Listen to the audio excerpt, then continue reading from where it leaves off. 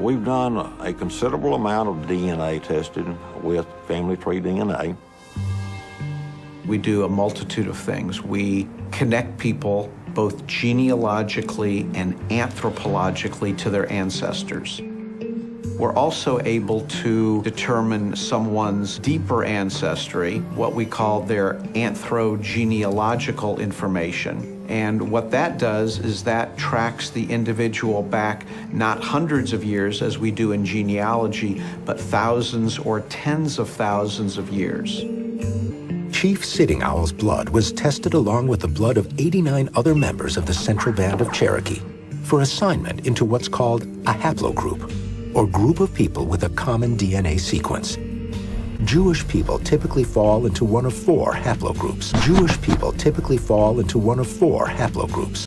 A great amount of our beliefs and practices are Jewish. We have the historical record that comes from the oral history. But will they have the blood evidence?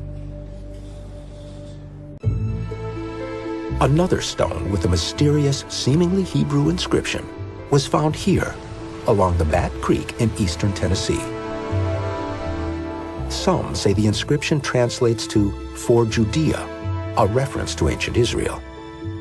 It was found in 1889, along with wood fragments that were carbon-14 dated to sometime between the 1st and 8th century AD. It was found in a Cherokee burial mound. In a Cherokee burial mound. The artifacts that have been found in this area where the Cherokee people lived, are very important to us because of our heritage going back to these same peoples, that became the Cherokee known today. Except family tree DNA says the results of Chief Sitting Owl's tests are in, and they are problematic in proving Jewish ancestry. As far as testing has been done with us, I see no connection to any ancient Hebraic or Jewish populations whatsoever. I see no connection to any ancient Hebraic or Jewish populations whatsoever. Of all the members of the Central Band of Cherokee who were tested, only 3% show any Jewish ancestry.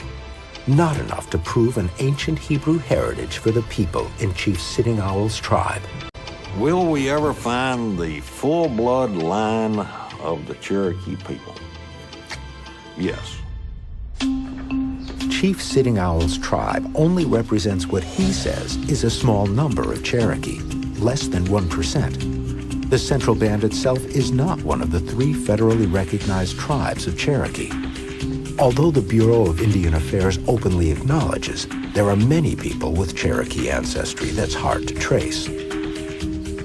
We have a very unique situation here in the Central Band of Cherokee. We were isolated from the main body of the Cherokee in North Carolina and North Georgia. DNA testing of more members of the Central Band is just getting underway in what's called the Abraham Moses Project. Some members of the Eastern Band of Cherokee, a tribe that is federally recognized, are very interested in the results because they too suspect a Jewish ancestry. Even if they're not Jewish, Chief Sitting Owl says the test results for his tribe are still very interesting in proving who came to America before Columbus and how.